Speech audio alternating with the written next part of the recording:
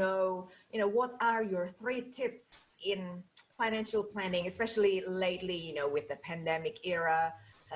A lot of people lost their jobs or lose some part of their business. A lot of stress there financially. How can they get out of that, safely? Really good question. And I've given this some thought and what's relevant, I guess, in this environment. So I'm going to share with you the 3. The first one sounds really simple, but it's often overlooked or often not done, is creating a plan. So it sounds really simple, right? Create a plan. And I want to share with you a study that was done by the Harvard Business School, and it was done some years ago, but it's still relevant for today. What it showed us was, out of all the people they interviewed, 84% of people didn't have a plan. So they were just going through life, not really having any direction or sense of where they were going or what they wanted to achieve. Right. 14% of those people had some plan, an idea, but they hadn't formally made that plan or taken action towards that plan or those goals. Right. And then the last group, the 3%, they had a plan, they knew what they wanted, and they created an action plan of how to achieve those goals. Yeah. Now, the interesting part was the 14%, so they're the ones that had an idea or roughly knew what they were trying to do and what they wanted to achieve. They achieved 10 times more success than the 84%, so the majority, the rest of the group. Yep. And then get this, the 3% of people, they achieved 3 times as much as the plan that had a goal but hadn't really articulated what they were trying to achieve. And so that's a practical step or a tip that I can give is start with yourself and where you are today and what you're trying to achieve.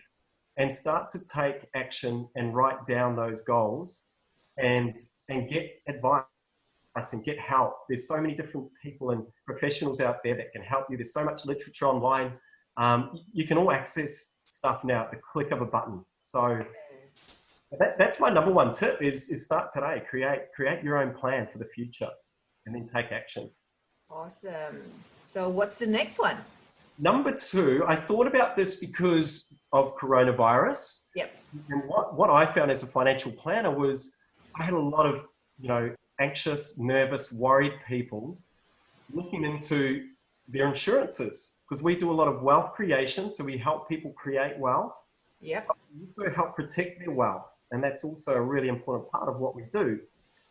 And so that just triggered a little response in me to go, don't wait for a crisis. Don't wait for an accident. Don't wait for something to happen for you to then think, what happens next? Am I covered? Do I have any protection strategies in place? Start now. So a good tip is look into your superannuation fund. A lot of people overlook that, but that's a really good vehicle for you to accumulate your wealth over time, and it will form one of the biggest assets that you'll have in the future. There are most super funds that have insurance already set up for you. But the tip I want to give you is don't just expect you're covered. Look into it. Find out what you are covered for. Work out whether that's enough for your situation because everybody's different. And also know that a lot of these policies, if they're automatically given to you, there are some exclusions and clauses that you need to be aware of. So that's my second tip is understand your situation and the what if scenarios, if they happen, what are you going to do about it? What insurances can you have to protect you? Yeah. So insurance, look into that. Oh. And what's the next one? And number 3 is, again, something I thought that you can do now because you've all got it, or most people have it. Do a super health check.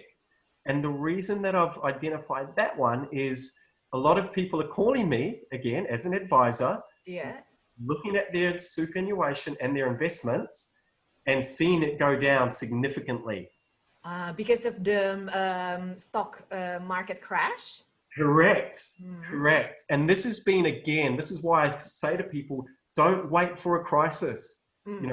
Be proactive, look into your situation, and there are things that we can do today, right now, and take control. And the tip I want to give you is, don't just take for granted whatever you've got with your super fund. explore those options, because there are so many different investment options that you can then use and tailor to suit your circumstances and your needs. Yeah. And I'm telling you, these small changes can make a massive difference. And we're talking in the thousands and thousands of dollars. So yeah, that would be my third tip is, most people, in the 30s to 45s probably have $50,000 to $100,000 sitting there. And most people haven't really explored or reviewed what that is and what options they have. Yeah. So those are three tips.